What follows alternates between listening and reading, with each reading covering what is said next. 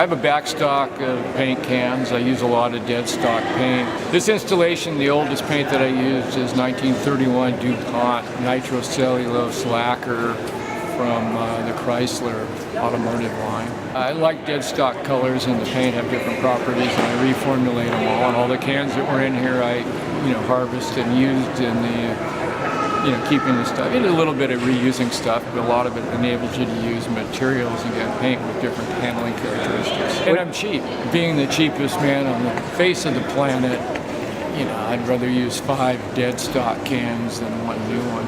It's good to formulate paints, and you get different handling characteristics and different optical characteristics. And I have some very, very new paint from Montana and Spain, and they're kind of good about helping you formulate stuff with them, and I like that. And I have very old paint going back to the 30s from DuPont, and wow. I like the characteristics of both of them.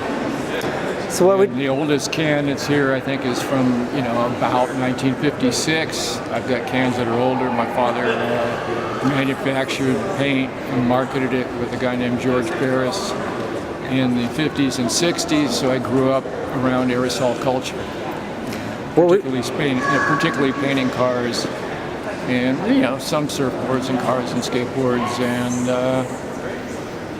those kind of things. Where would you say the most risky place you've ever painted or put up art would be? I'm unaware of any illegal activity other than perhaps once I was at Dodger Stadium and I may have seen a car that was parked on the white line in a parking lot.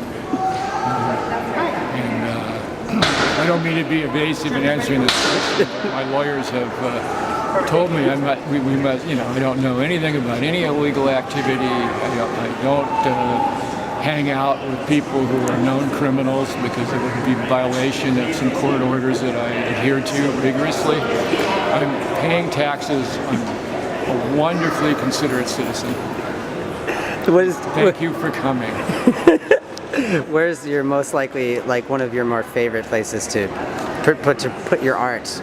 I just, I make one-off, monoprints, paintings, and I like attaching them to forlorn telephone poles in the middle of nowhere and driving off and leaving them. And I like the idea that they just turn to dust, and I find that very comforting.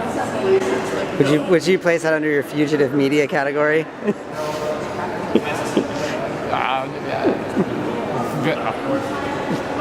I have no idea what fugitive media means.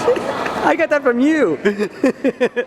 I don't listen to anything I say. I love that. I'm absolutely lying for a living. So how did you get... Art is artifice, which artifice is subterfuge. Subterfuge is bending the truth, changing the dictates, trying to find different ways of doing things. That's the essence of skateboarding. Arguably, it was once the essence of surfing, even though surfing, goes back to the Stone Age. So. And now it's in wave pools. There you go. Well, how did you get involved in this particular Beyond the Streets exhibition? I just, walked across the street from the city power yard, and there I was. The best answer. Is there anything in particular that people you feel should take away from your exhibition? Is there any effect you want it to have on people, or is it all subjective to their own viewing? This is like a beauty contest. Yes. I'm just here trying to promote world peace.